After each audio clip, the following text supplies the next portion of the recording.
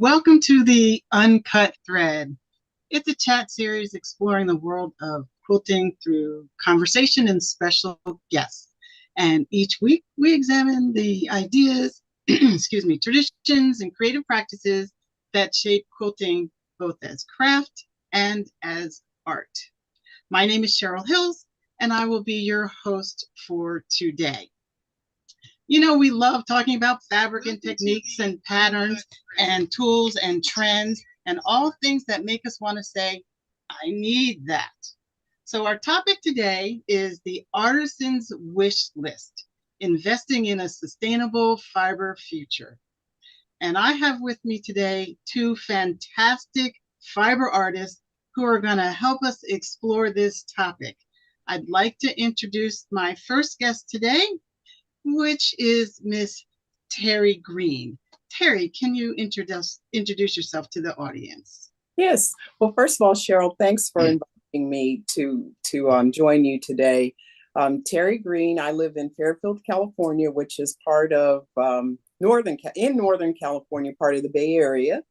I've been quilting for, I would say, 25 years, and the only reason why I remember that is because my first quilt I made was when my daughter was born, and I made a baby quilt. As most quilters, we started out with traditional quilts, traditional blocks, and then I started doing art quilts and doing art quilting, and now I just do whatever interests me at the time of the day. And so I just love love quilting. I love Quilt Africa Fabrics and just incorporating them into the fiber art. Thank you. Glad you're here, Terry. And my next fiber artist guest is Dr. Kimberly Bethel, and we will refer to her endearingly as Dr. Kim. Thank you. Thank you. I'm just thrilled to be here with you all today. And thank you for the invite. It is an honor and a pleasure. I've been sewing since I was a young girl, about 9 years old, making Barbie doll clothes. I used to watch my great grandmother, who was born in 1882. She would quilt, knit, crochet, all the things. And I remember one Easter, my great aunt and my mom, my grandmom, and my grandma, my great and my great grandma were all in the living room making us our Easter outfits. And we were fine. We were sharp. We had royal blue and white capes, the whole nine. But that interest poured into me. And so I've been sewing forever. I just started quilting, however, in the last, say, 5 years. And it has been an honor and a pleasure to learn different techniques, different ways to embrace the art of African fabric, to use the new techniques with tools or without tools, all the things our art incorporated. So it's a great thing. And I recently retired. I lost my dad and my son this year, so it's really kept me busy and kept me occupied. So I've been trying to. I found out I had about 35 projects that were unfinished, and about 15 that I hadn't started. So my goal now is to do some old and some new and try to get all these things done. So that's what I'm working on. Welcome, Dr. Kim. Nothing like a few UFOs to keep us motivated. I tell you. So today we're going to talk about the purchase that a fiber artist would make to invest in their future. What is it that they should buy? Should it be technology or equipment, infrastructure, or some kind of support? And it should sustain us for generations to come. So we'll explore sort of the tension between producing more or living and working better. So the first thing we're going to do is just kind of lay the groundwork. And we're going to talk about fabric techniques and patterns and tools and trends that we may want to buy next. So we're going to start with this one basic question. What investment could actually change my creative future? And it could be any one of those things that I mentioned. So we'll start with you, Terry. What would change your creative future if you were to invest in it now? Well, I've done a lot of quilting, and I think that one of the things, and it was a recent purchase that I made, one of the things that I'm very happy with was a brand new top of the line Janome Continental M8 sewing machine. And this machine just does everything. And the reason why I like it is not, it is so straight. Most sewing machines sew straight, but it sews accurately. And so it makes my work look a little bit better than it was before because it just sews so well. And I actually have, it's pleasurable to sit down and sew with it. It also does, you know, decorative stitching, it does free motion quilting, but it just seems to do very well. And I did not think, because I have 5 other sewing machines, did not think I needed another one until I purchased this one. And so I don't know that it's going to make me a better fiber artist, but it certainly makes it more pleasurable. You know, there are a couple of other things that I would do, and I think we'll get into this later, but I think education is an investment that really makes a difference in terms of fiber artists in their future, learning techniques. And Dr. Kim, what investment for you? My biggest thing was organization. I took over my living room, which we only use for Christmas and Thanksgiving. So I took over the living room. We turned it into a game room. So I have a pool table as my cutting table, and the game table was my sewing table. But it allowed me to purchase a long arm machine, and I have a 12-foot frame for it. But I have taken over the room, much to my daughter's dismay. But organization is key because you have so much going on with different projects. You know, where's my to do? It took me 2 years to complete this project because I couldn't find it. Number one, I couldn't find the project, and then I couldn't find the parts. So I have it today. This is for a coworker who retired 2 summers ago. So she gets this today. But I stayed up last night to finish embellishing it. I've lost the embellishments. I lost the quilt. It's just organization. So one of the things I bought recently, one of my most recent purchases is this here, and it is a laundry sorter. It has 4 bins.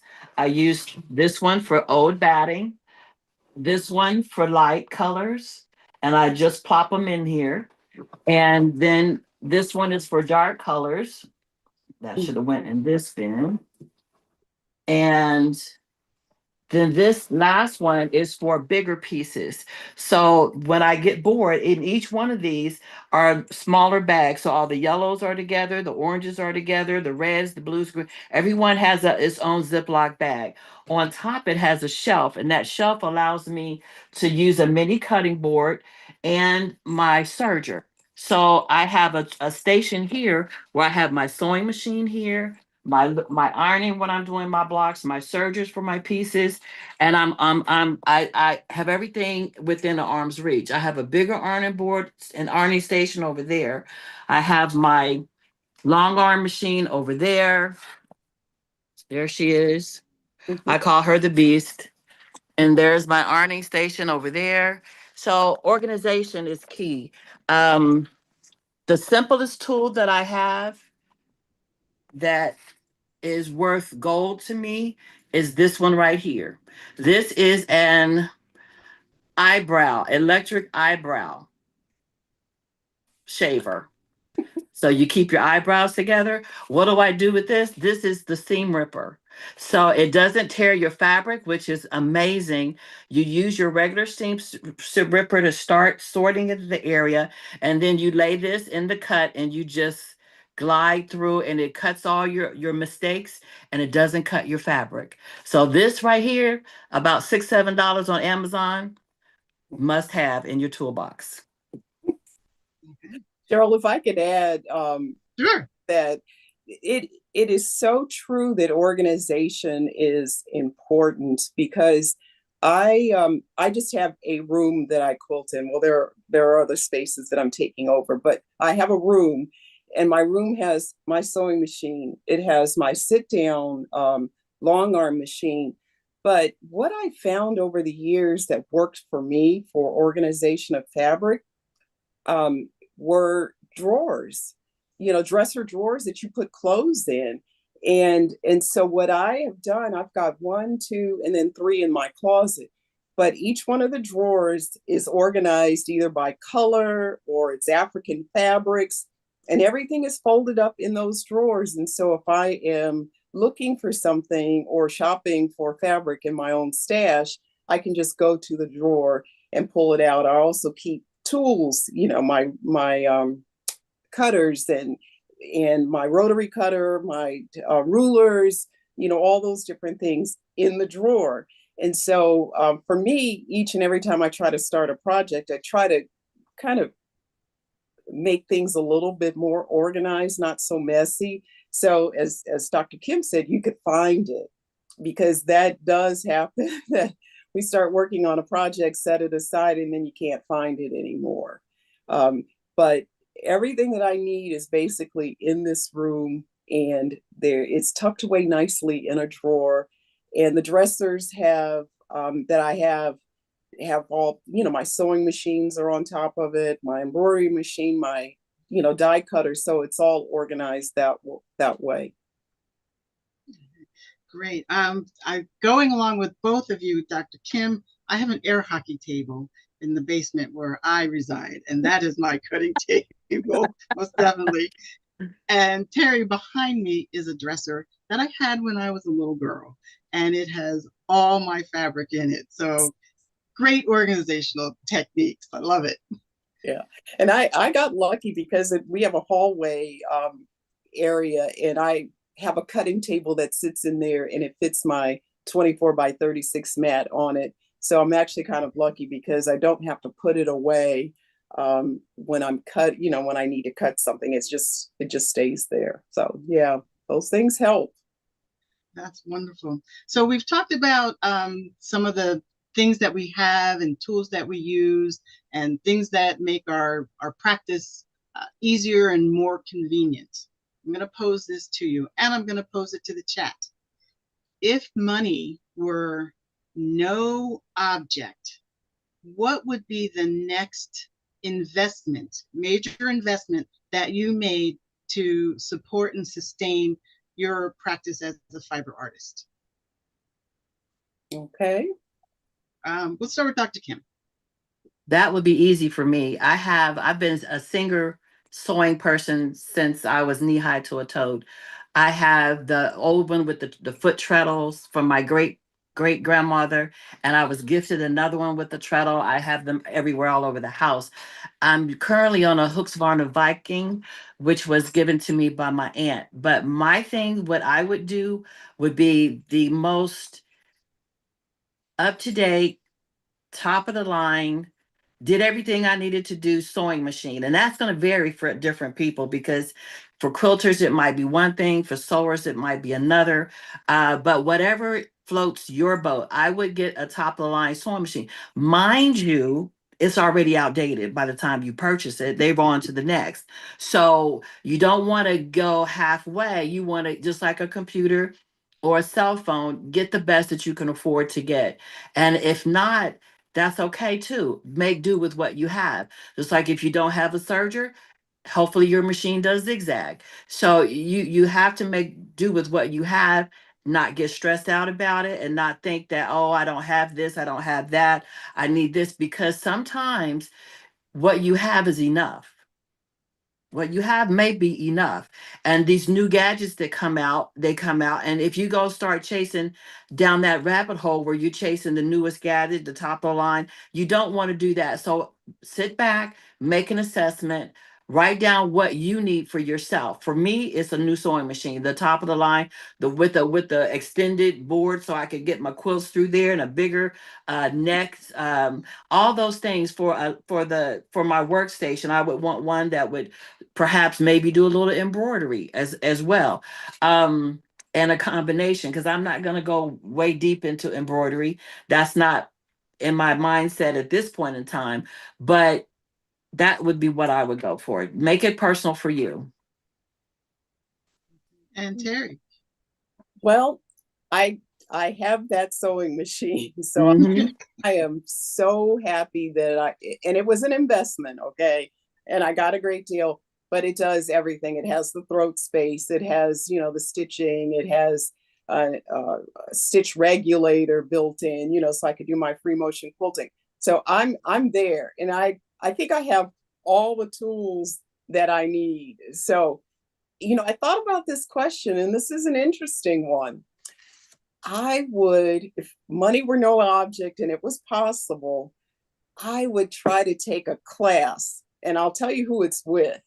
Bisa Butler. Okay.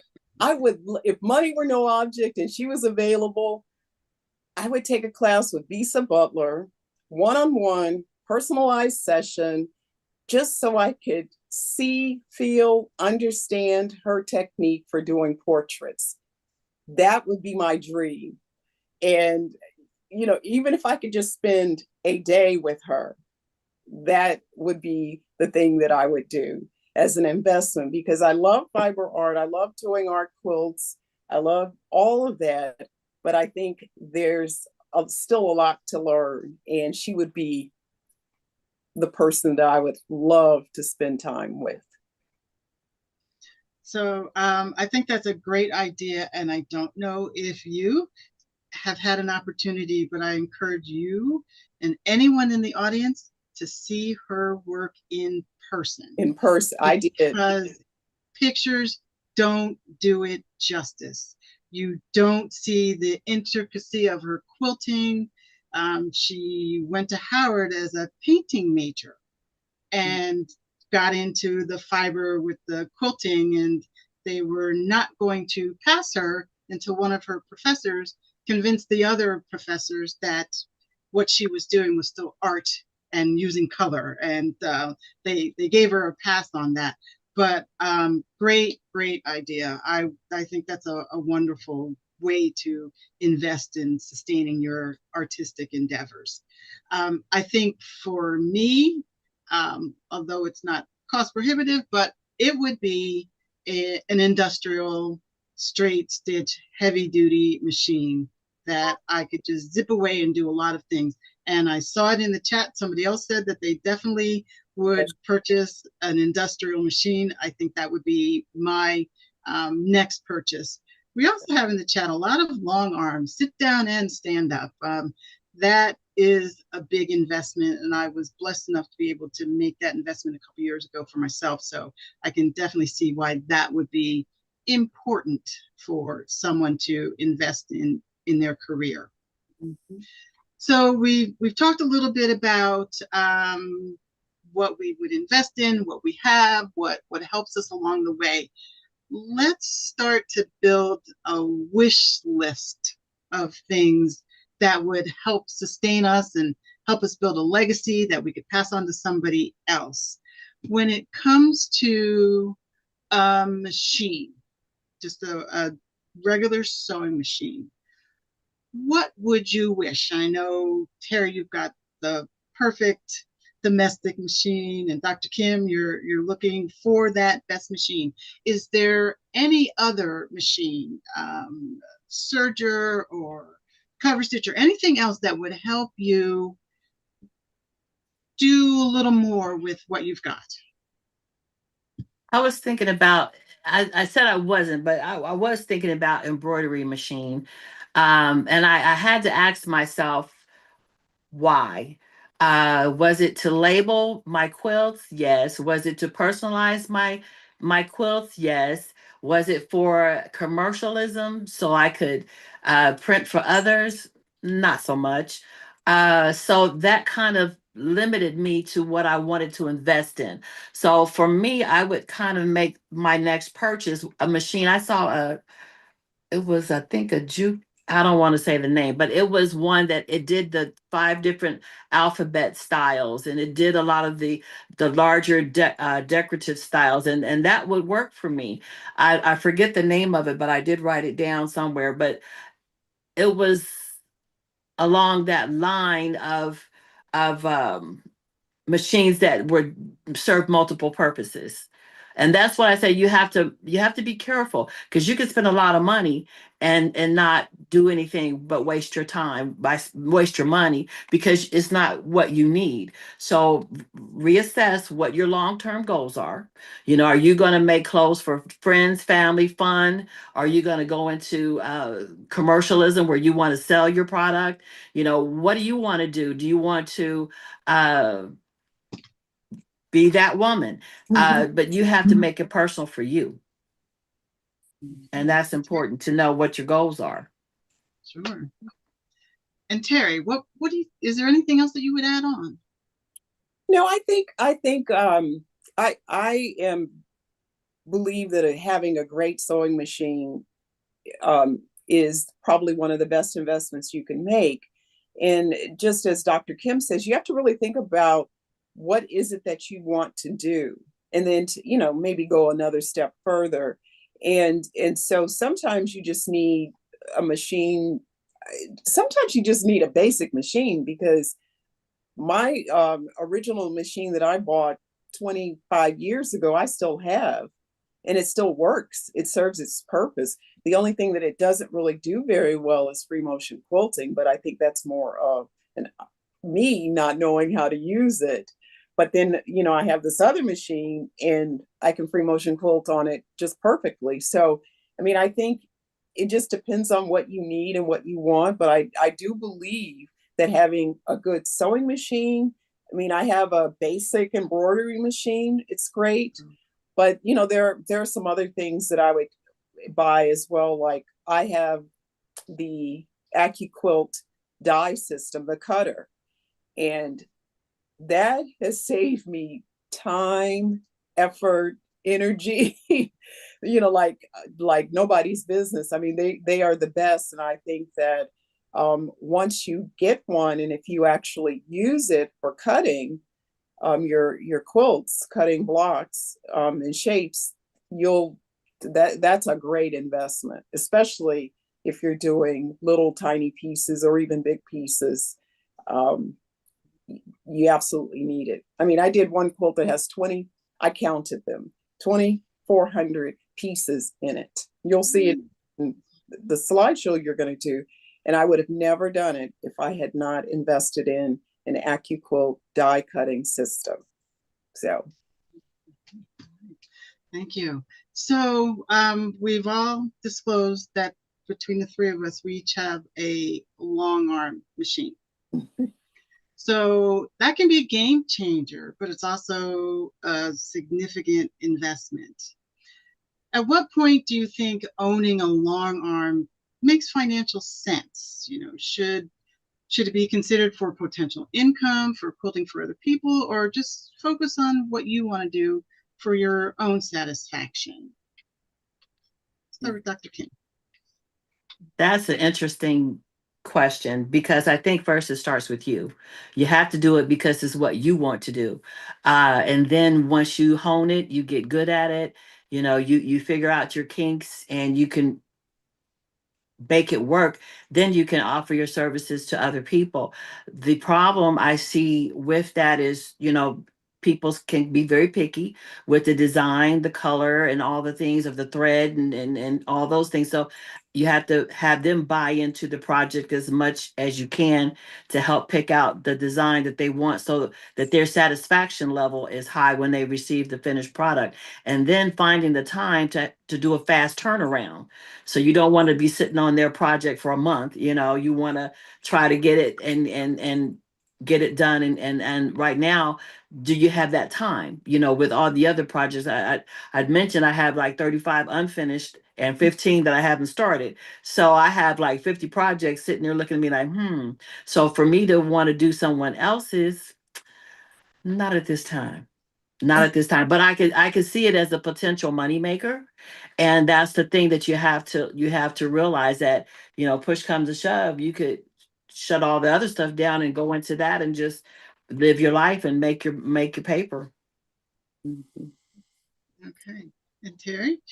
For me, I don't have space for a long arm. So unless I took over a whole nother room in the house, which just doesn't make sense to me. So number one, I don't have space. Number two, for the most part, I don't mind quilting, a smaller quilt. I did actually quilt on my sit down, a quilt that was 86 by 86. It was fun to do, but it was a lot of work because it was all custom quilting. And so the sit down works for me as well as my regular sewing machine. But I think that I would not want to quilt for other people just because I'm not that good at it. So if, or I should say, I don't know that I'm good enough, to do that. But I have friends and other quilters that do that. And so to me, it's worth the investment if I have a quilt and I need it quilted to give it to someone who does long arm quilting professionally and let them do it, whether it be custom quilting or edge to edge quilting, because a long arm is a substantial investment. I mean, I've heard, gazillions of dollars, you could actually spend on, having a machine and all the technology to support that. So for me, it does, it's just not something that's on my wish list for a number of reasons. Yes, gazillions of dollars, and I'm definitely still on the upside of that learning curve with mine. So it's an investment, but it's also an investment in time and being consistent with investing in that time.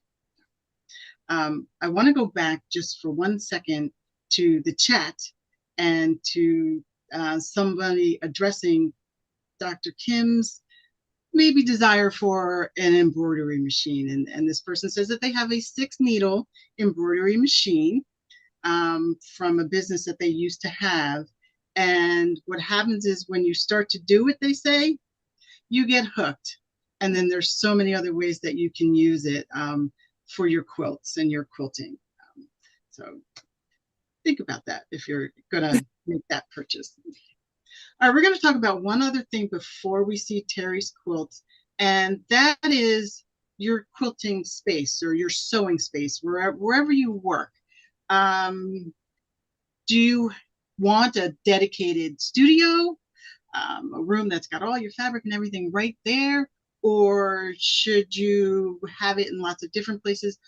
How important is having a dedicated workspace to you, part of your investment in your craft? We'll start with Terry. Well, I think I have a dedicated sewing room, quilting room. And so I'm really happy because when I moved into this house that we're in, we had an extra room. And so that's what I turned it into. And I find that I'm more productive because everything is here or, pretty close by. I have my sewing machine. I have my ironing, little, small ironing station. It's just, with a little ironing board. And then I have just right outside the room, the cutting station. I have my sit down in here. I have my dressers that have the fabric in here. I have bookshelves that have, books and, quilt books and things like that. So I can work in this dedicated space and get everything done that I need to have done. Because this is room has a closet, I put a pole on top, a curtain rod on the top of the closet door, and that became the design wall or to hang quilts and things like that. So, over the years, I've made this space work. And if I had to get up and go somewhere else, outside of the home, that it just wouldn't happen. I don't have the opportunity to spread out, in the living room, in the dining room, and all these different places. That doesn't work for our family as well. So what works is having this dedicated space. And Dr. Kim, what about for you? I definitely have to have a dedicated space. But I have another space, which is more of a storage space. And that's where I have the metal shelves with fabric. I have two 4-foot wide metal shelves that have 6 shelves each. And that's where my fabric stash is. That's where my backing products are. That's where some of my batting is as well. And so when I'm doing a project and I get a fabric in, I will take it, then I'll travel on the other side to that room, and then I'll go shopping on my stash. But I also have a dresser in there that has different fabric as well in there. And I think it's very important to have that dedicated space. And it's so unusual. It's so funny. I have a dog and he's in his kennel. And if someone else opens the kennel, he runs straight to my sewing room looking for me.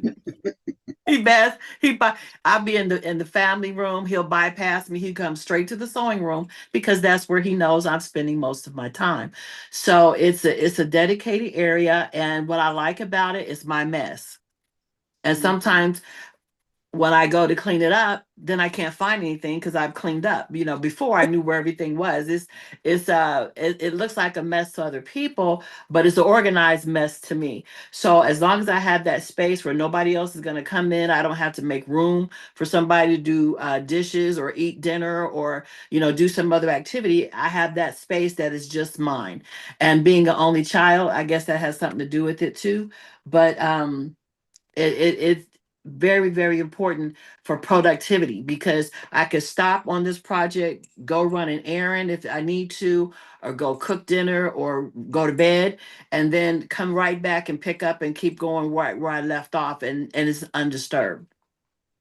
I Very totally important.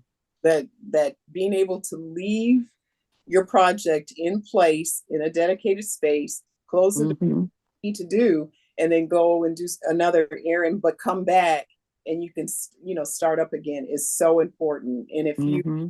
have open space or a shared space, you have to pick up everything and start all over again and try to figure out where you were. Or worse, they move your stuff for you, and they're not home, and you got to call them up and figure out where they put your stuff. That's The pieces obviously go missing. before. Mm-mm. Absolutely. So we're going to take a few minutes and we're going to take a look at some of Terry's fantastic work and how she uses her investment for her creativity. And while we are waiting for that to come up, I will tell you a few things that are happening in the chat. We have a couple people who have definitely expressed using a long arm. Having a sit-down long arm is a good idea, especially if you're making a lot of quilts.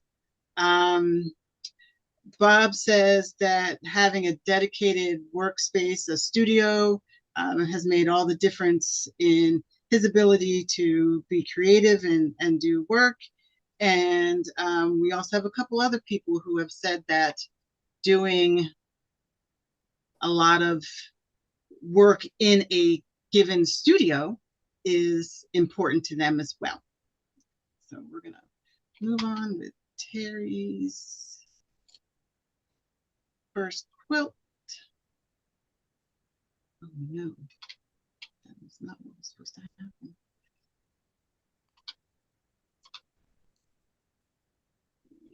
I'm going to stop for a second here. I'm going to get this to go right. Okay. Couple things about the long arm is that mine is adjustable for height. It can be a standing or a sitting. And it also can break down from a 12-foot all the way down to a 10 and also an 8-foot. So it helps you to work with your space and your age. I find when you're older, you standing is not good for the back. But when you're younger, you can maybe stand a little bit longer and work a couple hours and then go do something else. But definitely as you get older, you might want to change the position. So that's flexibility. That's why it pays to do your research. Absolutely. Mine is adjustable for height, and I started out doing a quilt at the quilt store, renting the long arm, and stood for 4 hours and decided that I never wanted to do that again, and I wanted to be able to take breaks as needed. So totally get that. So that's something to consider when you're thinking about purchasing the the type of long arm that you want. Stand up, sit down. You really have to take your personal needs into consideration. We have Terry's first quilt, and I think I owe you an apology because I think the title is not correct on this quilt. The quilt behind you is actually the double wedding ring. And you can tell us the correct name of the quilt that we're looking at right now. I forgot what it's called, and I'll look it up for a minute. The reason why I wanted to share this particular quilt, and I can't even remember the name of it, but one of the reasons why I wanted to share it is because I mentioned earlier about using an AccuQuilt cutting and dye system to help you with your quilts. And this one in particular, I was able to use one of the dies and to cut all those pieces, the triangles, and then make the quilt. And so I didn't have to cut everything by hand. And so again, we're talking about investments. A good investment, if you haven't looked into it, is an AccuQuilt system. So that's one of the reasons why I wanted to show this. And it's a fairly large quilt, and I was able to do it fairly quickly. It didn't really take that long to do. I spent more time trying to figure out what colors should go where. Next, Cheryl.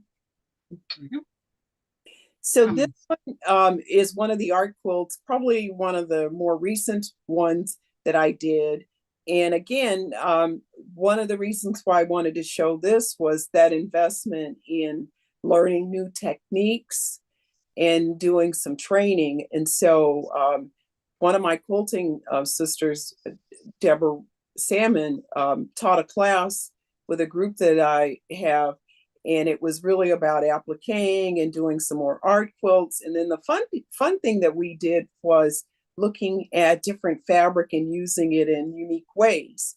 And when I say unique, if you look at the eyes and the eyebrows and the eyelashes, and then you look at the lips, so you're learning how to take fabric that you have and using it in different ways, like for facial features. The other thing I like about this quilt is I did do the free motion quilting in the background myself. And so again, I'm learning, but I was happy with how it turned out. Again, an investment in yourself, learning and teaching and training. Next. Cheryl, oh, okay. Black Girl Magic. So go back one. There we go. Black Girl Magic. Again, investment in education and learning new techniques. And so I mentioned earlier, I'd like to do collage portraits and, Bisa Butler and this whole, love her work. And so this was from a class that I took with Kina Dorsey a couple of years ago. And it was a selfie and, just learning how to use unique different fabrics to create an image of myself. And again, it's one of those that I quilted myself as well. A part of it that you don't see is using the embroidery machine to create the title, which is on the quilt, Black Girl Magic. And so I incorporated both embroidery work as well as collage work to create this particular piece, which I love. Next. Very nice. And this quilt, let's go back, Cheryl, one more. Back to Black Girl Magic? Yeah, This quilt, I haven't seen it in a while because it's in an exhibit, was in an exhibit in Berkeley at the Art Museum. And they had invited the Oakland Guild to some of the artists to participate in this exhibit. And so this was selected to be part of it, but it's getting ready to travel to Washington, D.C. and be in an exhibit there. The same exhibit, but in Washington, D.C. And so one of these days I'll get it back, but I haven't seen it in a while. So that's another investment in yourself, is not being afraid to exhibit our work. And I know that's not what we're talking about today, but it is something that you should consider as, fiber artists and quilters. Exhibit your work. It's an investment in yourself. Absolutely. So you'll have to let us know, because I think we have a fair amount of people on the East Coast of the US that would be able, yours truly included, to go and see your quilt. So I would love to go see it in person. Cheryl, I will send you information because it opens, I think it's September 16th, but I'll send information so it can be shared. Thank you. Fabulous. Oops. Okay. The other way. One more. So this one is the Tornado Storm at Sea. And again, there's a couple of things about this quilt that I like. Number one, it's 2,340 pieces. I would never, ever have cut that out using my rotary cutter and ruler, except I use the AccuQuilt die system to do this. And most of the times you think, well, it's just for simple fabrics and things like that. But this particular quilt, each one of those blocks are fussy cut, in terms of the fabric. It was very strategic in terms of picking out some African fabrics and making sure that it worked with the particular block, and then using my die system to cut out all the pieces. And so I'm pretty happy with this one. The other, but again, one of the investments that I've made has been the AccuQuilt system, to use it, especially for doing traditional quilt piecing. Mm-hmm. And I think that's beautiful. Absolutely gorgeous. And yeah, that's it.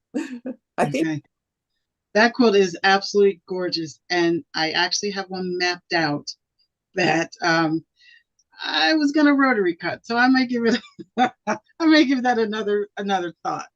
No, I think you'll be happy with a die system if you were to use it. And so, they do have, that's the cube system, but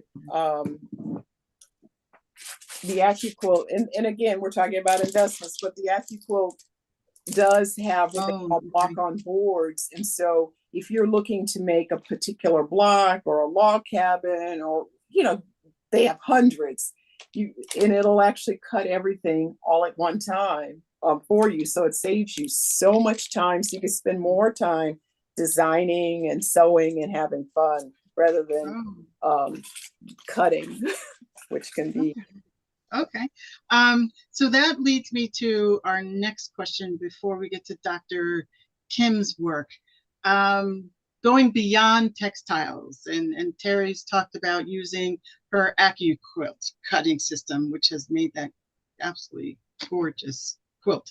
What else would you consider? Maybe technology or somebody to help you?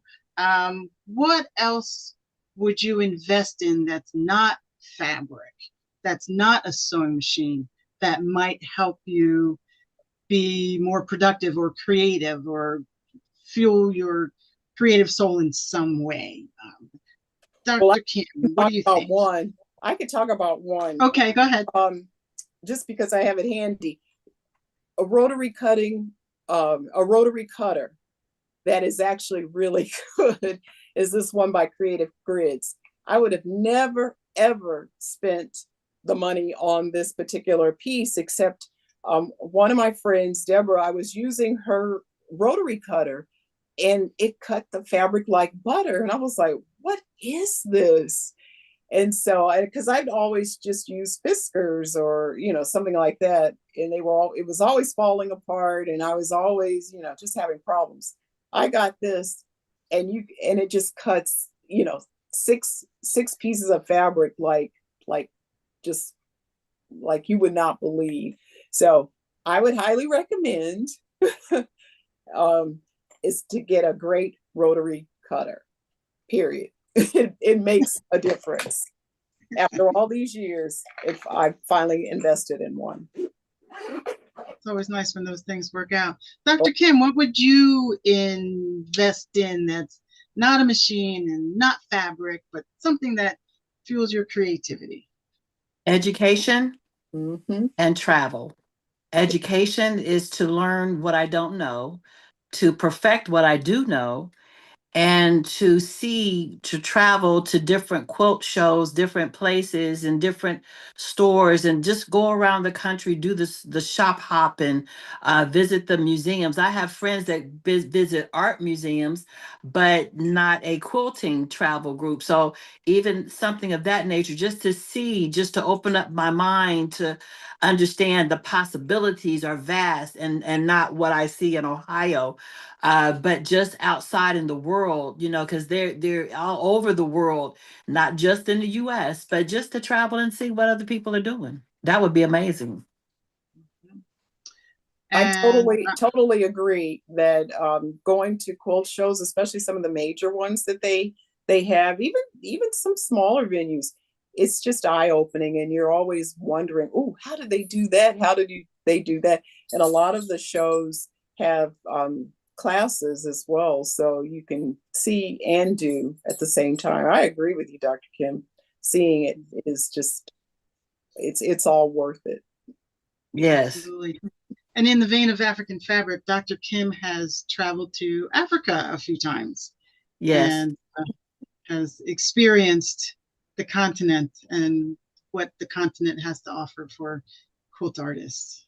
And just to see what people are wearing, just the clothes that the native people to the continent are wearing, and how they mix and match the fabrics, and how they walk it out. I mean, it's just amazing to see, and it gives you so many ideas about what you can do with your fabric when you get back home. Absolutely. So we're going to take a few minutes and we're going to take a look at some of the work that Dr. Kim has done.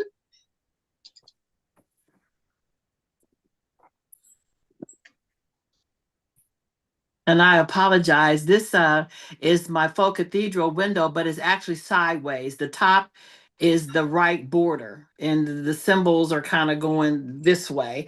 But this is our latest project that we're working on, using the Adinkra symbols that are from Ghana, Africa, originated by the Akon people.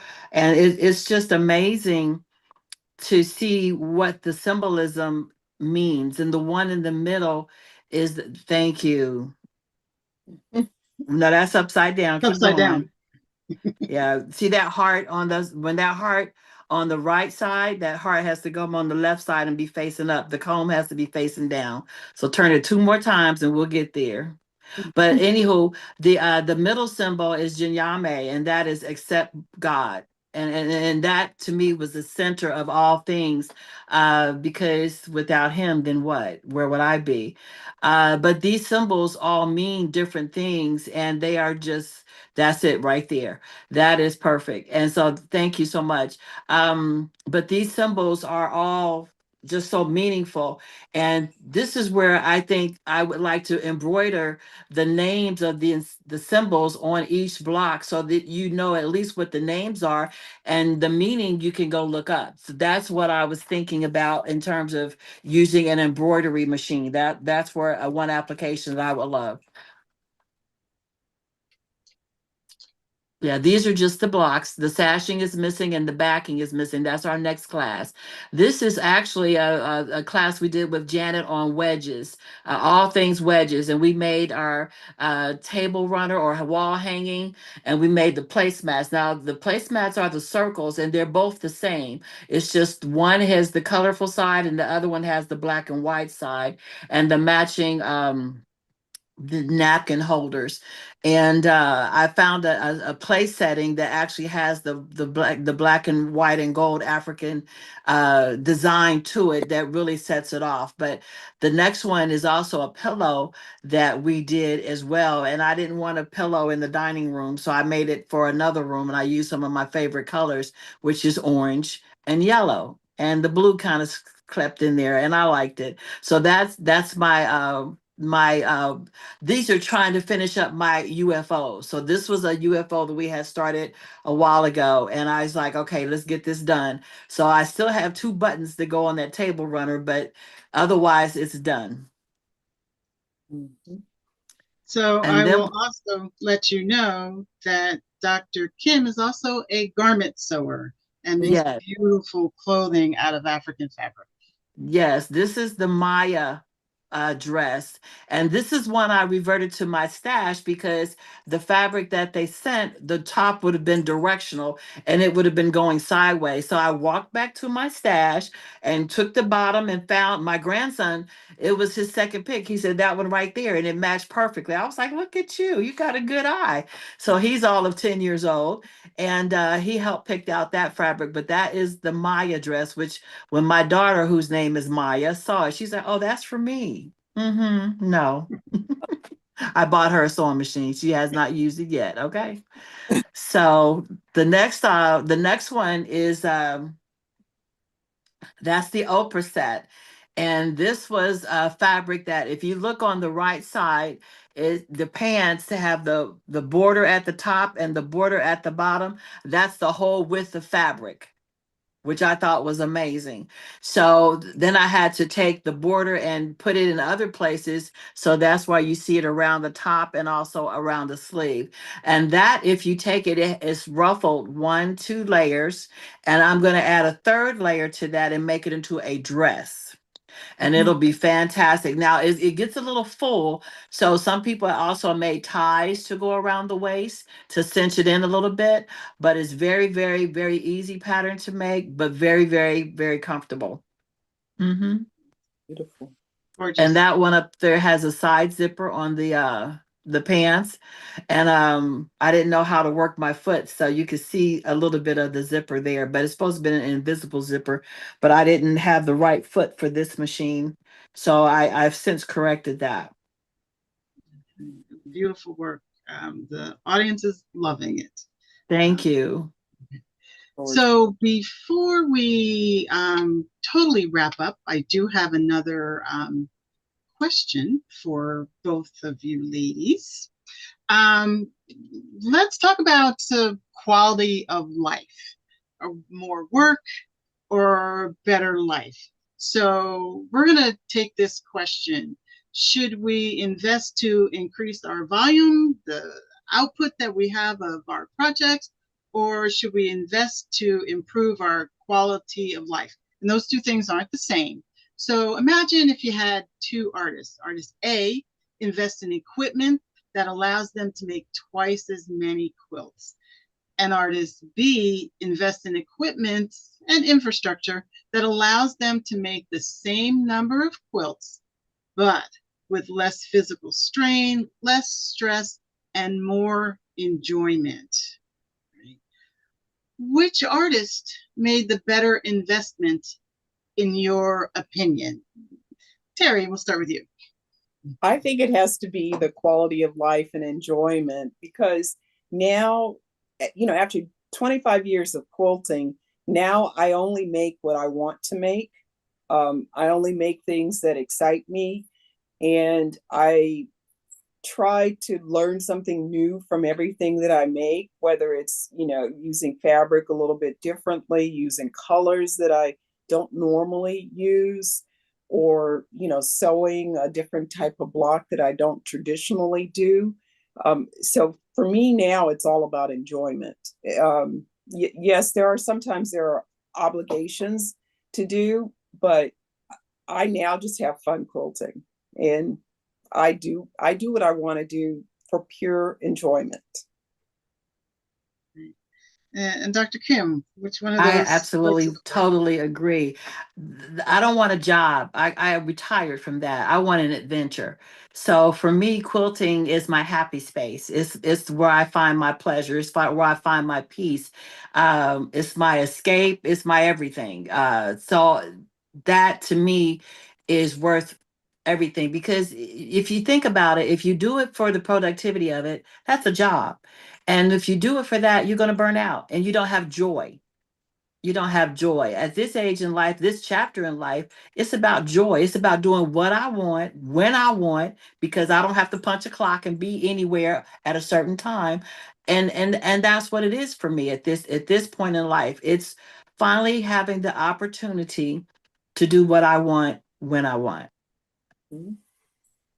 I have to agree. I think for for me, I really liked what Terry said about, well, exhibit your work, submit it in, see if, someone will accept it, and let other people see your work. And that's kind of where I am in my journey. I was blessed enough to have a piece sit in a gallery for a couple weeks this summer, and I loved it. I thought it was great. But I'm also battling that, well, I want to do it again. And now I feel sometimes that I'm chasing exhibitions, chasing themes, trying to think about sewing for an exhibition that has a theme. And that's something that we have to think about when we're talking about the joy of it. We want to make sure that we're doing what we want to do, when we want to do it, and how we want to do it. And if we are lucky enough and the timing is right, that all of that fits into an exhibition or a submission, then it all works out for the better. But I believe that your peace of mind and doing things in your own pace and how you want to do it is the most important thing that we could possibly ask for. I And to, have some, oh, go ahead. if I may piggyback on what you were saying, it's just like cooking. If I'm not in the mood to cook, the food's not going to come out good. And if I'm just relaxed and I go in there in the kitchen, be the most amazing dish ever.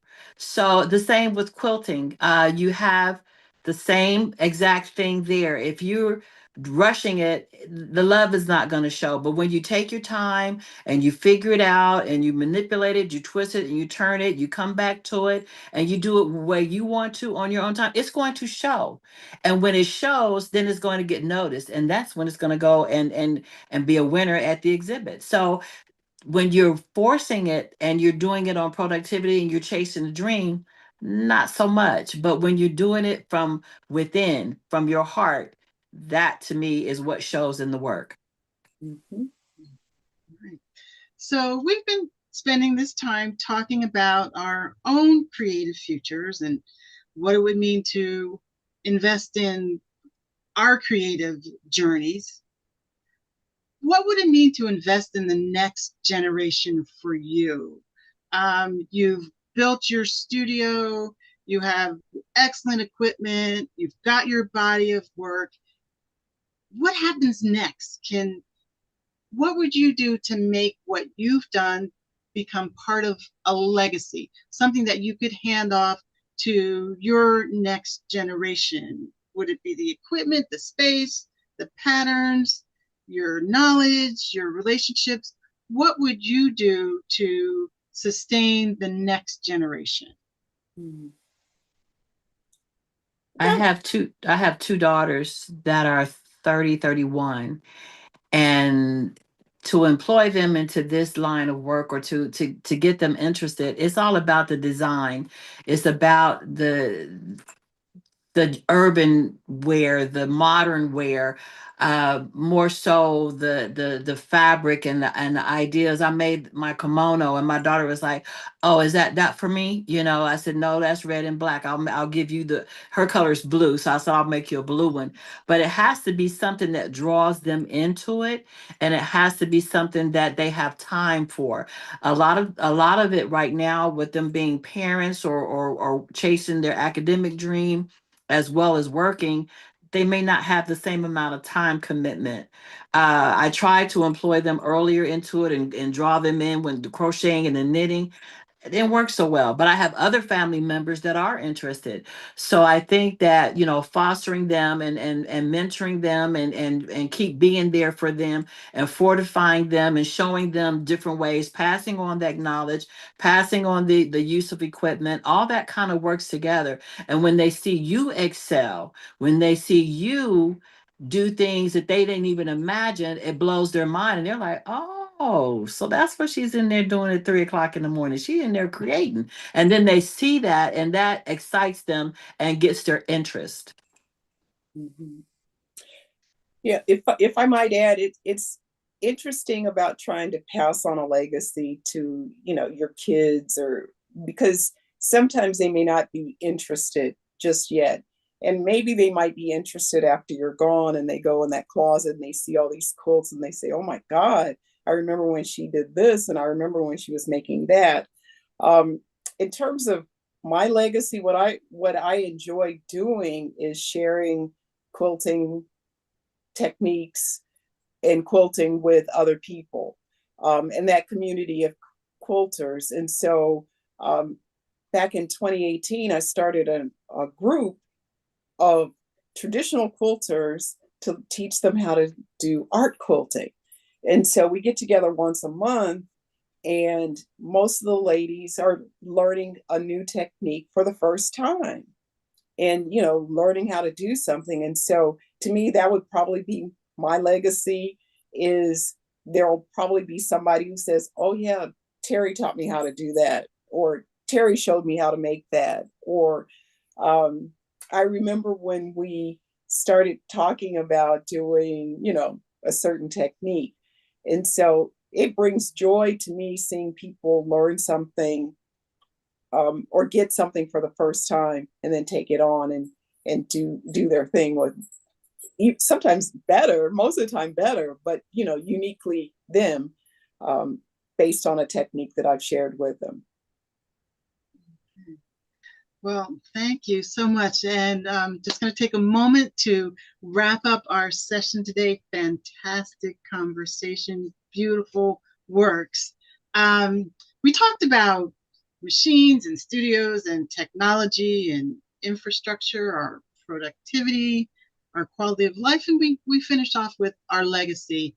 I think what we've proven today is that our creativity deserves investment, and not just because it allows us to produce more, but it allows us to create better and live better, work longer, share what we know, and make sure that the skills that we've learned don't end with us. So the next time that you are tempted to buy something for your sewing or your quilting space, just take a minute and stop and ask, is this a purchase, or is this an investment in the artist that I want to become? So I'd love to thank my wonderful guest today, Terry Green and Dr. Kimberly Bethel. You've enlightened us. You've shared wonderful stories with us. I truly appreciate you spending the hour with me today. That wraps up this episode of The Uncut Thread. Until the next time, keep creating, keep sharing, and keep sewing. Bye, everyone. Have a great afternoon. Bye, Thank everyone. you. Thank you, Cheryl. Thank Welcome. you. Thank